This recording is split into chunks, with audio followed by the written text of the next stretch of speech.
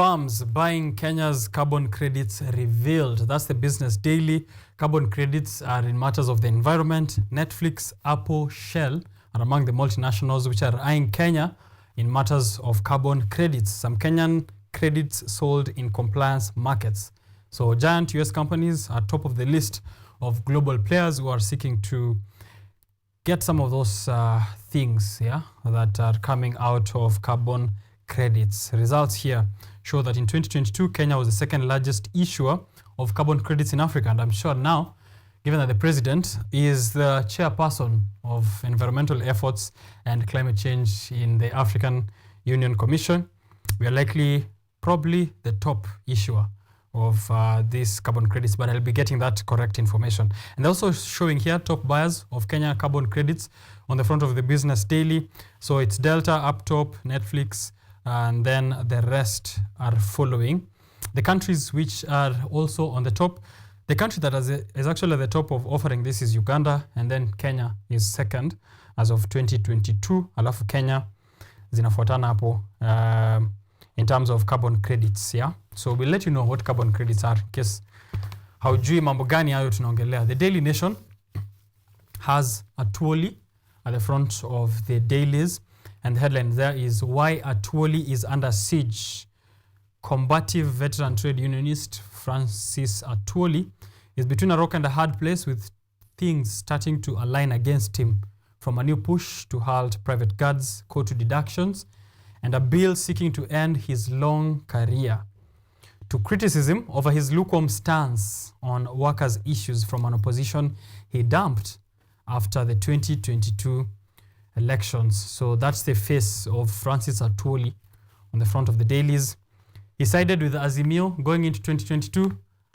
Akasema they will not believe it, but then he switched sides immediately after the general elections and dumped the Azimio coalition. The Standard, united by fear factor.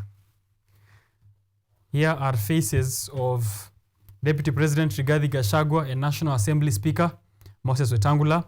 They held a meeting to discuss government agenda at a time where the two leaders are under political pressure. One political pressure is for Moses Wetangula to fold his party and join the UDA party as one single coalition. Rigathi Gachagua, his position as second in command comes under threat given that kind of coalition, one single party under UDA. What will be the fate of Rigathi Gachagua? United by fear factor. So that's what is uniting Moses Wetangula, who is relentless actually against folding his own Ford party. Alafu DP Gachagua, we said he doesn't have a party. Therefore, his fear factor is that once Moses Wetangula folds his party, then he becomes second in command. Will he? In the backyard of Moses Wetangula, kuna mashida pia between him and Trans Nzoia Governor Natembeya. So we'll be having a look at that. Those are the headlines. But before we get into more stories, let's introduce our panelist of the day. And I'll begin with the fresh face on the show on my immediate left. Good morning and welcome. Good morning. Yes, please introduce yourself to our viewers. My name is Margaret Kione. I'm the Deputy President TVETA. I'm also the Secretary NYSLF, that is Nairobi Youth Student Forum. I'm also the Vice Chairperson of Othaya Comrades Association. Thank you. Okay, because I'm thinking we might not find time to get into the details of the organizations you've mentioned. Maybe just a highlight. We know of TVET SA because of Kimani Wachira, who's been here very many times before. How about the other two organizations? What are they concerned with? Okay, with the Nairobi Youth Student and Leaders Forum, we work on to ensuring that the youths in Nairobi County and maybe other parts of the country are getting whatever they want as young leaders and as young comrades. We also have this organization taking place and ensuring that we talk about mental awareness and job hunting issues that are facing our youths nowadays. And also at Othaya Youth Comrades, Othaya Colleges and Universities Association, we cater for all the comrades alongside or across Othaya. Thank you. Yes. Right, so you're very concerned with the matters of the youth, championing them in every space that you're in. Very glad to have you here, the Deputy President of TVTC. Rigathi Gachagua of the TVTC. Thank you. If I have to add it like that, you'll get to see what are the woes of the other DP as well here. Nick Mwadime Mwangi. Sir Nick Mwadime Mwangi. Yes, Good sir. morning, brother. Good morning, brother. Yes. Good to see you, Richard. My name is Nick Mwadime Mwangi. I'm the National Executive Director at Mount Kenya Colleges Universities Association, and I'm also the chairman of the Youth Jubilee Party, Nairobi County. Okay. Yes. Welcome back to the show, man. Thank you. How the people of Kasarani? The people of Roysambu. Of Roysambu. Yeah. Apologies, man. You want to take me to a different corner? Ni kwa sababu side yenye mimi upitia nikikuja ina change every time, yeah. I want to know what Karori has done to your pocket. Yeah, you're saying this is a sponsored conversation. Is it Sport Pesa or is it the money for CDF? Yeah, don't bet on it. Don't bet on it. Now, let's get into the details of the day. Now, before the details, actually, let's begin with the headlines as usual. I'll begin with our new face on the panel in a short while, actually. But let me go through again the secondary stories before we chambua the main stories. The secondary stories here on the Standard. We have a big sex trade happening in massage parlors on page 8. So massage parlors disguised as, or sex dens disguised as massage parlors. So page 8. Page 4, medics are planning weekly protests. KMPDU still on strike, going into the 4th week, the end of the month actually. So we're going into the 2nd month of KMPDU strikes and clinical officers as well. Business page 25, Nigeria claims they wanted crypto boss in Kenya. So there's a business story there on crypto in Nigeria and in Kenya. There's a face or a picture of Helen Obiri, who defended her title at the Boston Marathon yesterday, while also compatriots Sharon Lokedi and Edna Kiplagat took 2nd and 3rd positions. On Sunday, we had that Beijing half marathon, which happened and also came with its own controversy, and we'll be discussing it in a short while. It was won by a Chinese who was allowed to run, apparently, according to the video surfacing online, was around to go ahead of the rest of the finish. And then 2nd was tied with Ethiopian Dejene Hailu and Kenyans Robert Keter and Willie Manangat. So that's what is happening on the Standard. The Daily Nation, secondary stories, which are there. The wage bill crisis. There's a conversation happening at Bomas of Kenya, and they're pushing for a single payroll, as well as asking that there will not be increment for any government or for any civil servant, because we are trying to live within our means. Yeah, so the wage bill inafaa kupunguzwa, hakuna mtu anaongezewa mishahara. So whether you're a doctor or not, SRC and Felix Kosgei pia wanakuambia hautaongezewa pesa anytime soon. Heavy rains are wreaking havoc across the country, and that's also on page 10 of the Daily Nation.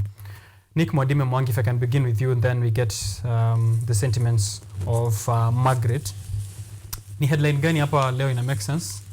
Because according to me, to be very honest, I will say none.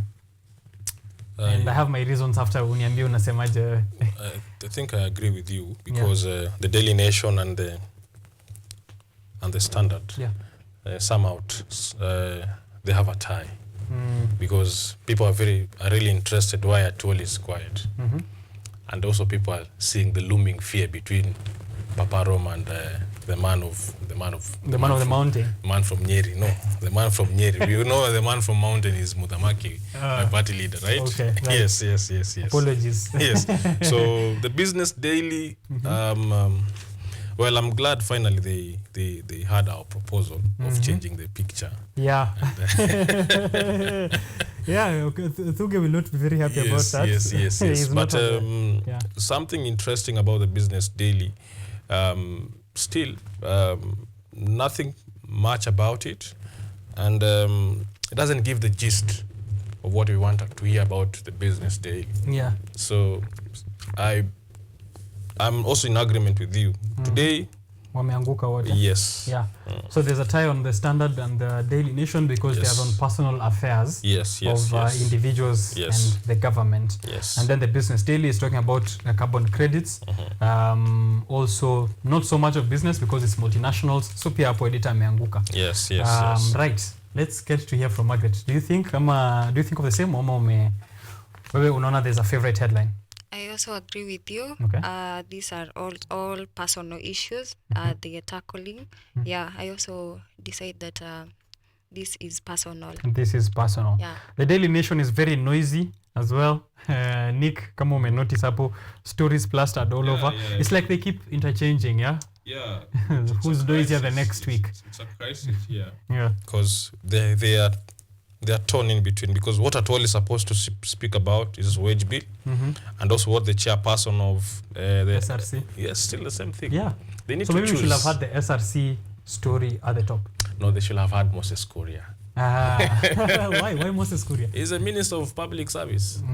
Yes, or the minister of labor, because apparently the minister of labor has been really been quiet. Yeah. Because in as much as we are all directing our machine guns to Nakumincha, Nakumincha's jurisdiction only end at some certain level. Yeah. So the Minister of Labor has to come out and give out a clear indication. But didn't we do the reshuffle so that we make sure Moses Kuria haongei? Moses Kuria is the minister, is the cabinet secretary of public service. Yeah. So is some out and quote unquote HR. Yeah. Right? And HR and probably the PS is called PSC and labor should sit down and agree on the wage bill, because the doctors have been on the street about the CBA of 2016, and we know that a CBA only lasts up to 2 years, right? So from 2016 to 2024, you do the math, that is up to 4 CBAs. And if the 2016 CBA has not been honored, it strikes a looming fear on the nation, on the civil servants, because this is just one wage bill. We've not gone to the teachers. Yes, Richard. Right. And it is sad enough that so they're sending a warning shot to all civil servants. All civil servants. Right. Yes. Margaret, when we look at the front of the Daily Nation, as aptly as Nick has put it, it's matters of the wage bill.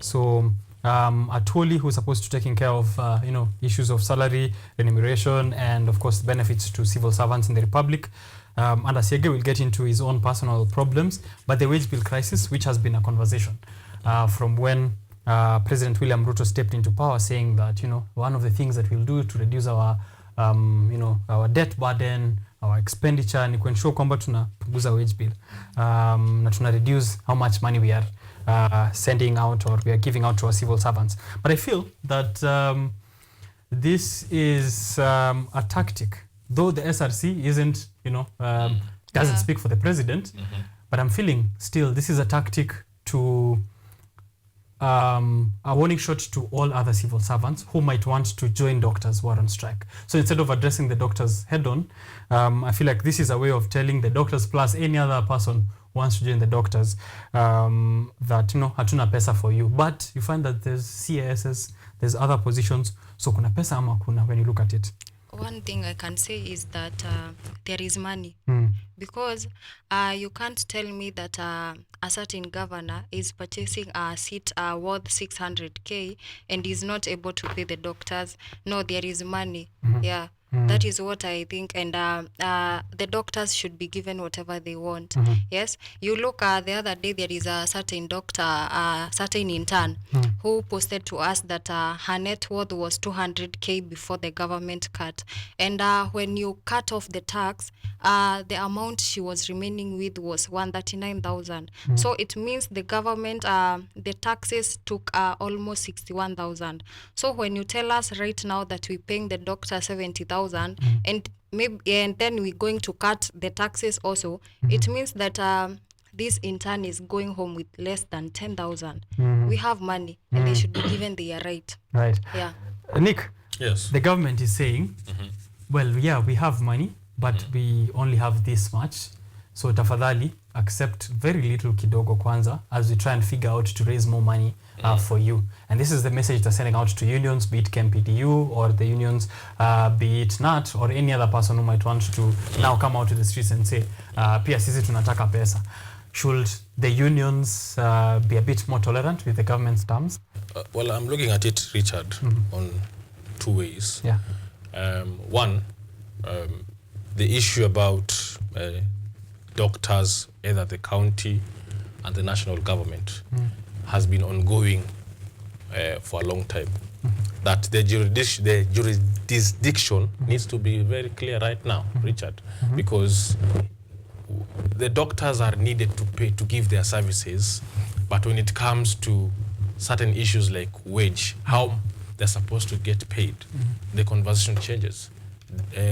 Governors are saying it's not our responsibility to add you more money, and national government are saying, look, health is already devolved. Yeah, talk to your governors. Talk to your governors. So it's a back and forth. So we need clear policies, and I'm throwing the spanners to our MPs, the legislature. They need to make clear laws that at this stage, this is where the county government comes in. At this stage, this is where the national government comes in. Secondly, I want to totally disagree with the issue what the government are saying, that they don't have money.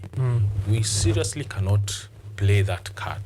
They seriously cannot play that card, because if there's 1 billion shillings to renovate State House, if there's 1 billion shillings that are getting lost in the Ministry of Agriculture, where fake fertilizers are given, right? We seriously cannot play that card of there's no money. And then 3, if they insist too much that there is no money, then they seriously need to work on the cost of living. Because the only reason why I will want a pay increase if there is so much burden on my pay. On my pay. Yeah. The issues of taxes, the issues of how I'm supposed to survive, the issues of education.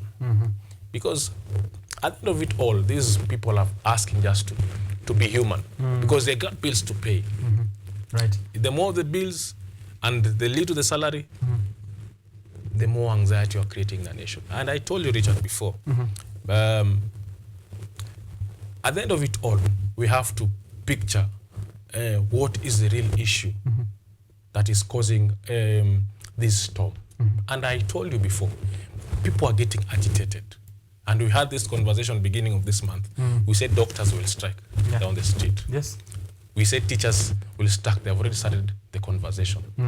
Because the issues that are patent to teachers, doctors, or even civil servants are very important, because these are people who wake up very early in the morning to give their services to this government. And they should be very lucky. Yeah. And the government should be very lucky right now, because the man that this country has really depended on the issues of human rights is busy going to the AU. So they should really be happy. Be it so, if he comes back, it's going to be a lot of chaos. Okay. So at the center of the conference, which was on wage bill happening at Bomas, there's data here that I want to read out to us, and then we can get to know if a unified system is going to help, if reduction of the wage bill. Wamesema, well, basi ni sawa, tuko na pesa, lakini hapa ndo pesa mingi mali inaenda, right? So these are the figures. Last year, the public sector wage bill of 1.1 trillion was 46% in taxes collected by KRA. I mean, 46% of taxes that KRA collected last year zilienda kulipa public sector wage bill, which is totaling up to 1.1 trillion. This means that the government spent 274 billion on salaries and allowances over and above what the law permits. Kenya's public sector currently employs close to 1 million workers who are expected to use 1.17 trillion in salaries and allowances in one financial year. So wanasema pesa iko ni sawa, lakini pesa mingi yenye tuko nayo tunalipa watu ambao wanasaidia collect hizo taxes. So if we are having a crisis, Margaret, where salaries, the biggest amount of expenditure that the government is doing is towards remunerations, salaries, and allowances. And they're telling medical interns, as you've mentioned there, ile 206,000 mlikuwa mnalipwa, hiyo ni mingi sana. Wacha tupunguze, ifike 70,000 kidogo, at least tupunguze hiyo pesa. And then KMPD is up in arms, right? So we have teachers who are also, having their own issues and will likely be in the streets soon if our predictions are correct anyway. So we have a crisis in the health sector. We have a crisis in the education sector. I'm not even going to mention others which might come up anytime soon. What can we do to have a sober conversation? Is it your way or my way? Because that's what the government feels like. That, with KMPD, it's either their way or nothing else. And it's the same thing with the government. And I'm sure that will be the same case with NAT. What can we do to ensure that we are reducing the wage bill? Because hata mimi nitafurahia kama country haina burden sana, because my taxes are easier, but also to ensure that hakuna mtu anafinya in the process. Is there a middle ground? One thing I would like to say is a good leader listens to the people. Yeah, at least you can get to hear what the people need. What do they need? Are they suffering? Are they struggling? Yes. Are you giving them enough that can sustain them? Or are you giving them something that won't even sustain them even for a day or even for a week? Yeah? Do they have the bills they should also pay? Do they have other responsibility? Yeah, we should think in that criticality that we should sit down and come up with now rules or new laws that will cater for everybody. Yes, we correcting that the government is saying that the doctors should not be in strike, or they should not be on the roads asking for whatever is theirs. But on the other hand, they asking for their rights. So I think we should come at a point that all of us should agree that this is my right and I should get it. And yes, there is money. Yes, we said that the government is saying that the money they collected was used to pay those who collected the taxes or the whatever. Yes. What about the doctors? Yeah. Yes. What about the teachers when they agree they also want to go to the streets? Yeah. Are they now coming to tell us? Are they going to come and tell us to tell the teachers that nyinyi pesa tulikuwa tunawalipa, we also reducing it? Are they trying to pass through that road, or are they trying to tell us something else? Yeah. Okay. Yeah, we should get that it is. And the rights of an individual, I agree with you there, because I always say as well that the rights of an individual supersede all of the other rights. So if you have doctors who need something implemented from 2017, as you said, that's their right. We are not going to again negotiate about your right, because this is something that you already are provided for in the Constitution. And Nick, hapo umesema policies, right? Policies to ensure that when it comes to this issue, ikifika ni mahali ya kuimplement 2017 CBA, ni nani anafaa kuitake up. Yes. So does it mean we have a gap in the government where basi hakuna mtu anaelewa ni nini inaendelea? You know what the doctors are saying, Richard, and or probably all the public servants, they are saying that this government came for our head, but we were quiet. This government came for our hands, we were still quiet. This same government touched our waist, we were still quiet. The doctors are saying they are now at our private parts. How can we be quiet? Right. So we should join them.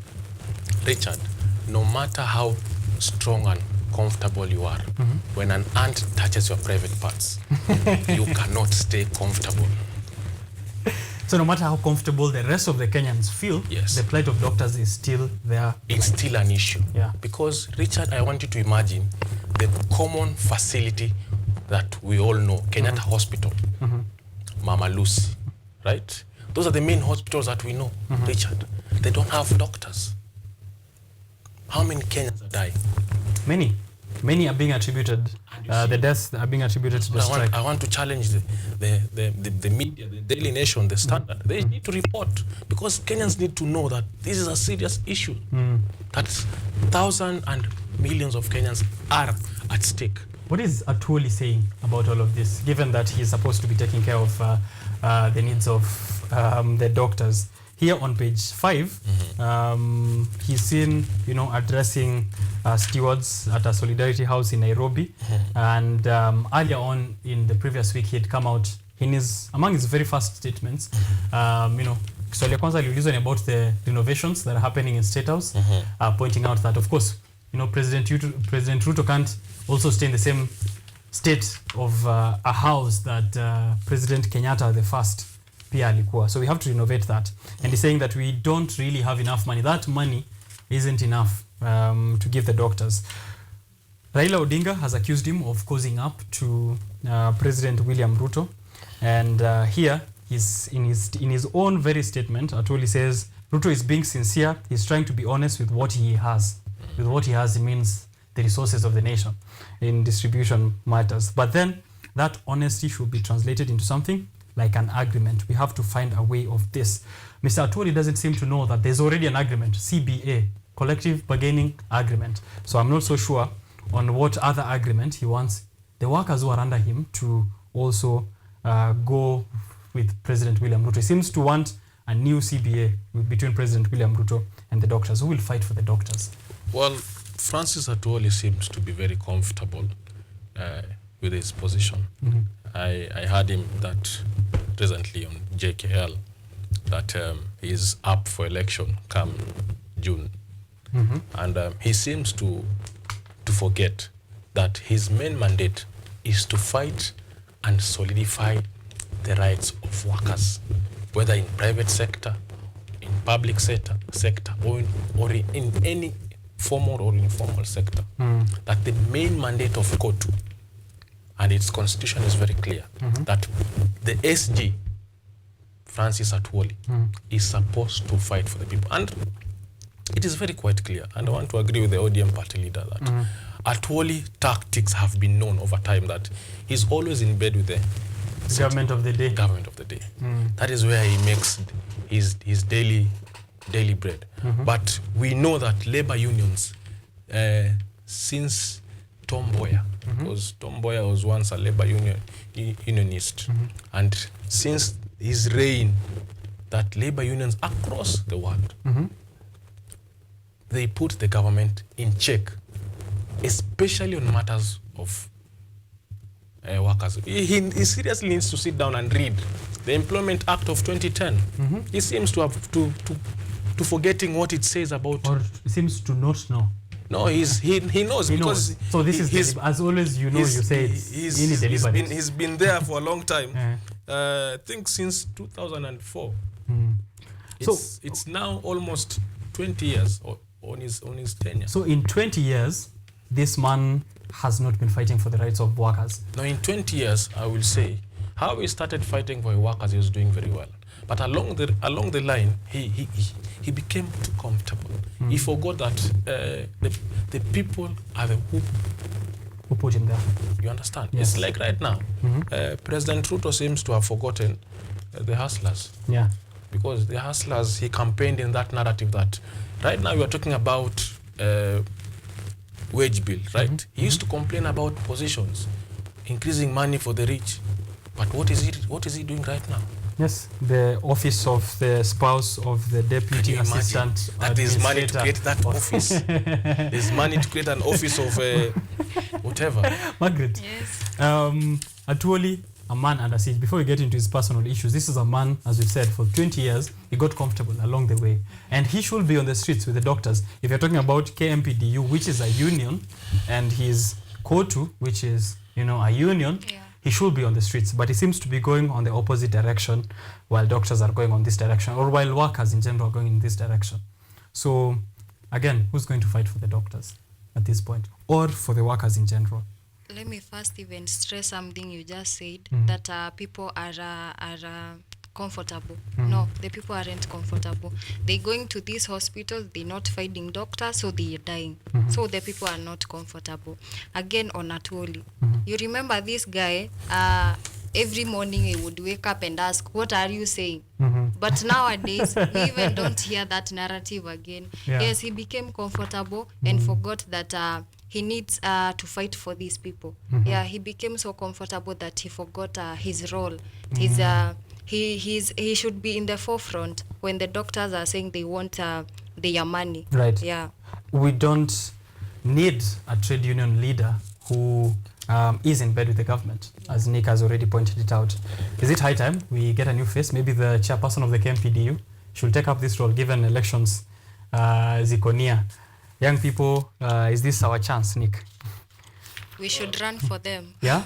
I will not propagate that narrative, Richard, because that narrative is very dangerous. Because at the same time, young people, when are given opportunities, they'll end up doing the same. Usiseme hivyo, this show is watched by young people from all across the Republic. Because I assured you, most young people are given opportunities, and at the same time, they forgot what actually they're fighting for. So what's the concern? How do we fix it then? The old guards are failing us? No. We need to fix the law, Richard. Okay. We need to fix the So policies. the issue is not the person? The issue is not the person, Richard. We are targeting the wrong...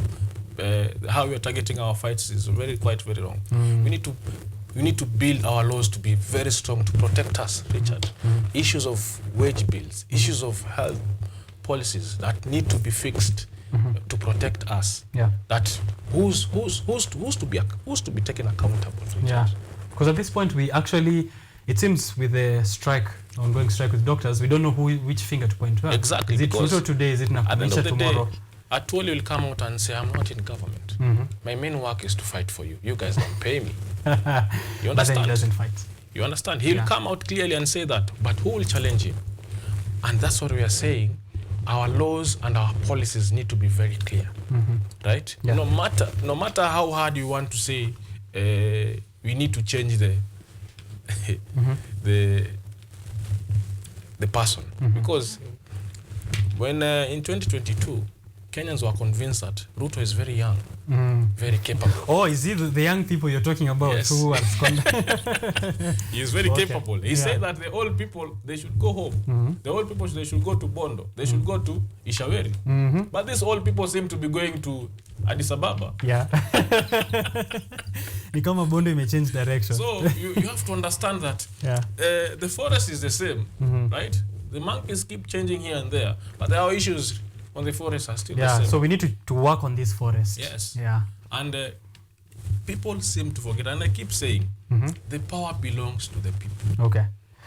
Talking of monkeys in a forest, there is page 6, a story on Wetangula and Gachagua, who have met amidst this pressure to wind up Ford Kenya. So the meeting is coming the backdrop of this emerging political rebellion, which has been christened Tawe movement. So, tumetoka before Tanga. Yes. And then, what was the opposition to Tanga? Well, it was just the government and the Tanga. Yes. And now we have Tawe movement. DP's allies have defended the move, saying it should not be misconstrued as a strategy for 2027. This was the same tone with DP Ruto back then, sima wanatuita Tanga, but sisi mambo ya campaign. And here we have a statement from UDA Sec Gen as well, Cleophas Malala, saying that since he comes from Western and being an elder brother between the two by a dint of governing the ruling party, he has invited the two leaders together for a truce. So when he mentions a truce and the two leaders are saying there's no problem, clearly if the Sec Gen of UDA mentions a truce, there's a problem between DP Gachagua and the National Assembly, Moses Wetangula. What's at play here, Margaret, when you look at this story, given that it's also about Mount Kenya region? I'm sure that is the looming fear of DP Gachagua, his control of Mount Kenya, and then of course DP President William Ruto likes the company of Moses Wetangula, given that anampatia vitu kutoka the Western region, which also has quite the numbers. What do you make of this story? Okay, let me say this. With DP Gachagua, what he should be concentrating much about is the Mount Kenya region. Yeah, he should be up and down to get together the leaders who all come from Mount Kenya and also the people of Mount Kenya. Yes, because maybe at a time when it comes, that is where he will run back to. Yes, they saying they should wind up about the Ford Kenya, but in a particular or in a personal approach, he should be at Mount Kenya, where he should be now familiarizing or getting back together his flocks. Yeah. Yes. Okay. Yeah. Something that Martha Karua lacked. Ama utaki kusema hiyo. That's a very dangerous loop to jump in, Richard. You don't want to be caught on record. However, on the 9th of April, the Star newspaper printed should Gachagua run for president 2027. Okay. And the politics of the day loom that his backyard is on fire. And we have seen the young man from Kiharu, Samson Dindi Nyoro, looming or going everywhere within the parts of the country, trying to propagate as a better proposition of deputy president. That is why the Daily Nation are saying it was a meeting of united fear. If you read the... Oh, it's the Standard, yeah. It's the Standard, yes, right? The Standard are saying the united... United by fear factor. Yes, that's why Gachagua is in fear. And then two, the governor from Trans Nzoia, Natembea, yes, has been tembearing on the western side. On the western side, starting the tower movement. However, on a lens kind of projection, you see, when you see dogs barking, you need to ask yourself, who's their master? Who's their master? Okay. And to me, I see this is a move by the President, William Ruto. Yeah, speculations are showing that President William Ruto is the one funding the tower movement. Exactly. He's a man of movements. Exactly. He is coercing Wetangula to fold his party. You understand? He's doing everything by all means to make sure that Wetangula goes into UDA. At the same time, he's trying to put Rigathi Gachagua in check by using Dindi Nyoro. You understand? Okay. So people are looking at this on a different angle. Totally. And the politics of the day, they need to ask themselves, who's the master? Who's the master? Who's playing the piper? Yes. So, and one thing I know about Moses Wetangula, Papa Waroma, he's a bully himself. If he did not manage to get bullied by Raila Amolo Odinga when he said things would be messy, there would be tears. Yes. When he was a minority leader in the last August House. So definitely President William Ruto won't be the one to he will not make succeed. him cower. Yes. And you see, at the end of it all, he is also trying to use Musalia Mudavadi in the same analogy to fold his party, because it is a way of bringing the Western votes 2027 in the same bucket. Okay. Margaret, the efforts by President William Ruto politically so far have pointed towards him wanting a one-party state. If statements from his people, just yesterday, the member of parliament, controversial member of parliament from the Western region, who's been involved in a gun incident before, Kimilili, member of parliament, said that, wachana na 25 years, sasa 50 years, ndio tunataka UDA tawala 50 years. We saw the other week as well, a billionaire coming out saying tupatie 25 years. Yeah. Last year, there was another statement from one of the members of the UDA saying, we are talking about, extension of term limits. Here, President William Ruto is requesting that all the other parties within Kenya Kwanza fold into one party. Are we rolling back our politics from from where you stand as someone who's been involved in the political space, even at your capacity? Are we moving forward or are we moving backwards? Because it's supposed to be multi-party democracy. We should allow everyone, to try and practice party democracy as much as possible. We're moving backward. Yeah. Because if you look and see, it is the responsibility of each voter to know whom they want. Yes. So you can't come just and tell us that 50 years. No. Tukirudi pale kwa ballot, ni sisi tutaamua who is the next. Yeah.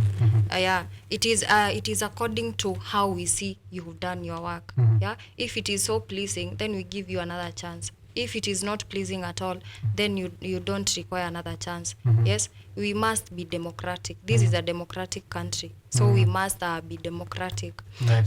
According to the parties, we're moving backward. We need these more parties because they champion the change.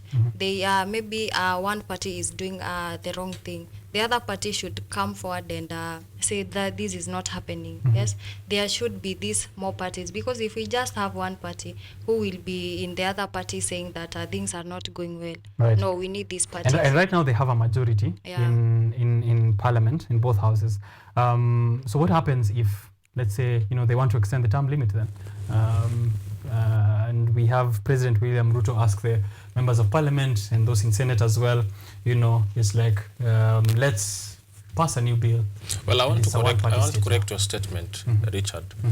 The UDA, by de facto, they have the majority. By de jure, they don't have. The Azimio coalition beat them to sleep.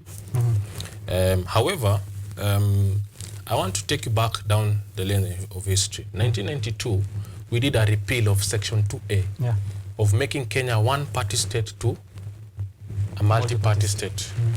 And that's why we moved from KANU, there's Ford. There were so many parties that came in after that process. And then secondly, we cannot move to a one-party state because there's an official government office called the Office of the Political Party, the office of the Registrar of Political Parties. Yes. Not unless we dissolve that office, Richard. That's how we can go back in time. Yes. In time. Okay. Thirdly, the lawmakers who are in parliament can do very little to increase the term limit of the president. We have to go to a referendum to change and repeal the term limit of the president in the constitution. But right now, don't listen to people speaking wedding funerals. Those are distractions. Those are distractions, Richard. Okay. I told you these people are good at creating distractions. Okay. They need to create distractions on issues that are really important, like medical doctors. That's why they want Kenyans to talk about the issues of term limit. Like, seriously, Richard. Issues that are very serious. We cannot talk about term limits right now, and there's doctors on the street. True. I had an issue also with President William Ruto talking about Kenya making its own Mercedes-Benz. I don't know if you saw that statement when he was in West Pokot, saying very soon we'll have our own Rolls-Royce, we'll have our own Mercedes-Benz. Yesterday. And he's saying this in the middle of West Pokot where there's insecurity. Yesterday I was in the office and we were discussing this issue that he was saying that before alikuwa nasema tutatenga milioni 5 kwa mtu anayeuliwa na ndovu. So I was just thinking in my head that he's telling people that you need to get killed first so that you can come for this 5 million. You need to die to get it. And that most Kenyans actually don't realize that. Even so, if it's very feasible, it takes up to 10 years for you to get that money. Richard, by the time 10 years is done, there's already a sitting. Yeah, it seems that the tactic by the Kenya Kwanza government is you have to die before you get any service. They create distractions and distractions and distractions, right, so that we don't focus on the real issues on the table. Okay. Nobody's talking about the education sector, Richard. There have been so many dropouts. There's looming increase of insecurity by young people because of lack of jobs. Richard, we cannot all go to the construction site. Right. She's a biomedical engineer by professional. I'm a chemical and petroleum engineer by professional. You are a civil engineer by professional. We cannot all go to the construction site, Richard. We need doctors on the hospitals. We need teachers in classes. Right. So those are the issues that this government promised the citizen. Right? And we are so busy, Richard, focusing on coming 2027 and 2032 that we are forgetting where we are. You understand? Yeah. And because earlier you said the dollar has gone down. Yeah, I wanted to get to that because it's 9:52 in the morning, and I want to hear your sentiments. The dollar is down, even though wanasema, but he's on record. He's on record. The president is on record. He said that the dollar going up had nothing to do with what? The Kenya Kwanza government. Yes. Yes. He's on record. But going down, you cannot take credit where it's not due. He's on record saying that he did not do anything to put the dollar down. It is the dollar went up as a result of Ukraine and Russia war. Right? Today, Israel and Iran are going at war at each other. What happens next? When we don't have rice? We have consistently been putting the government to task here on this show. Nick being, at the forefront of these efforts. Of course. Saizi shilling imeshuka. I was trying to tease him earlier, lakini haku fall into that trap. That the shilling is, strengthening against the dollar. Bei ya unga ilishashuka bana. Mafuta nayo imeshuka. Si tuko vizuri ni nini? Okay. Can you pat the Kenya Kwanza government on the back? No, let me ask something. Yes, hatukatai imeshuka. Yes, it is down. But for how long? Yes, for how long? Well, for now, we can enjoy. No, for how long? Are we going to stay maybe in the next 3-4 months or 5 months or 6 months? The dollar then is up again. Yes. What are we going to say next? Yeah. Okay. Yes. That's going to actually change by June, because this was money raised for that euro bond. Of course. Yes. Even so, Richard, I don't hear Ryan tapping you on the back when you do your job. You understand? The government he was going to after this show. Now when you do extremely, you see. Let me tell you, when if they are saying that this government was in a mess. Yeah. So why are we clapping? Yes. Why are we clapping? Yeah. Okay. You understand? Maybe Uhuru Kenyatta has finally spoken to his enemy, akawambia watulize, because the shida za hii government zimetoka from those people right from the top. They are trying to fraud Kenyans. Yeah. They're trying to con Kenyans. It's the same con game, con languages, right? Yeah. And we will not relent. We will not be cowed. And we are telling them that let them do their jobs. Right. And we hope that they do their job. It's 9:54 in the morning, and our job is almost over here on this show. Maybe just to congratulate people on the sports yes. Sports section. There's one. Sports section. There's one lady called Helen Obiri. Helen Obiri. Yeah, please do. He has defended her title. Yes. 128th Boston Marathon. Yes.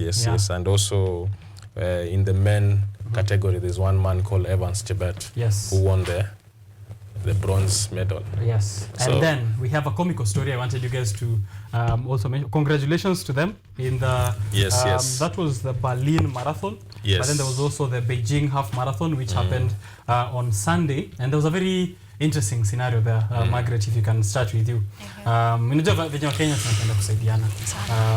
So tukiwa huko Beijing wakikimbia, there's a video showing that we were supposed to win, but then there was this Chinese man. This Chinese and the black guy slowing down huko mwisho.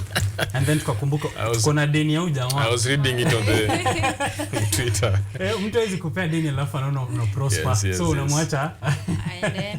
What did you have to make of that very funny situation? This is weird, by the way. Yeah? This is so weird. Yeah. Very weird. I could see those videos and Kenyans. Hata kama ni kulipa deni si hivi. Tunalipa sana. Yeah, but it shows that, at the way I took it, it's, at the very base level, we as Kenyans have a very good heart. Yeah? See what Nick doesn't seem to agree. My producer also doesn't seem to agree. Well, one thing I see in that story, Richard, is because the world is, when you look at the world right now, it's everywhere seems to be burning. Yeah. But Kenyans are saying, let us make humor even in our darkest time. Yeah, well, that's what I got from that picture. Yes. Yeah, and okay. it's a funny meme that this guy runs very fast, then he remembers, mse wa deni yako nyuma. Finance. Nimeacha sponsor. Naambiwa na rais, wewe unajua umeharibu maneno. I want us to finish with a editorial cartoon on the Daily Nation by Dula. It's Japhet Koome. I believe that's IG Japhet Koome. Yes. Who's pictured there. Police disservice. Utumishi sio kwa wote apparently. Lawful picketing is unlawful. Aliwaita a nuisance. Unapiga kelele Nairobi City wakati unafaa kurelax na kumeditate na kuangalia dola inaelekea aje. Any interpretations from either of you on that cartoon or a comment as we close up? Madam President. Madam President, umeangalia hiyo akuonyesha hiyo image uone unasemaje? Yes. What do you make of that?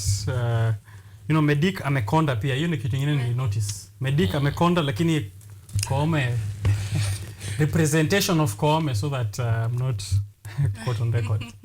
What do you make of that?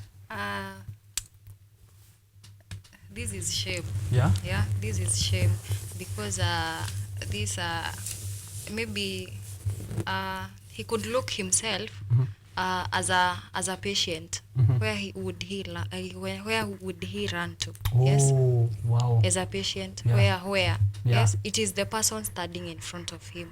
Yes. Then So, then the roles will change. Yeah. So for now he feels like he's on a throne with all the power. Na kuna rungu yake hapo kando. But then when he's sick, all that hiyo rungu na power itamsaidia. Sure. For sure. Thank you for that interpretation. Well, Nick? let me just tell Koome, do your job. The bandits are killing people in the North Rift. Do your job, man. These shenanigans that you're doing don't make sense. Because we know the Constitution. The lawyers know the Constitution. They have been empowered by the Constitution.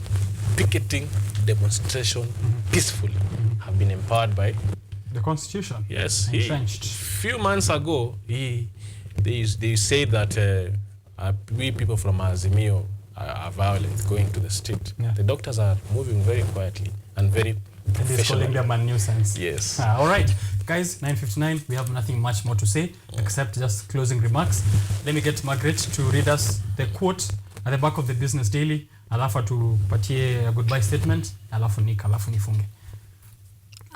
how you gather, manage, and use information will determine whether you win or lose. Right, and that's a quote from Bill Gates. Yeah. Yes, please let's get it again. How you gather, manage, and use information will determine whether you win or lose. Thank you very much, Margaret, for creating time for us this morning. Margaret is the Deputy President of the TVET Students Association. Maybe just one actually we are past time. We are past time to be on air. Just one statement, a closing remark, and a closing remark. Okay, first I would like to thank everybody for tuning in and watching us. I would like to encourage everybody out there, keep pushing, keep going on. Better things will happen. We say that in every no, there is a big yes coming on. So keep pushing and all will be well. Thank you. Right. Thank you so much, Richard, and also all the management of KUTV. Let me pay patronage to my national chairman, Faris Jen, and the people of Resambo. And to remind all the youth, as we say, Richard, it is hope against hope. All right.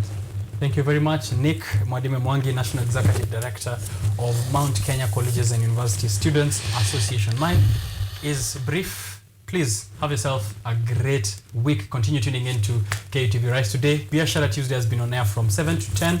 We'll be back next week, Tuesday. Monday, Karen Blessing anakupatia that art and culture. Alafu the rest of the week tuna interact on social platforms at Richard_Okenye.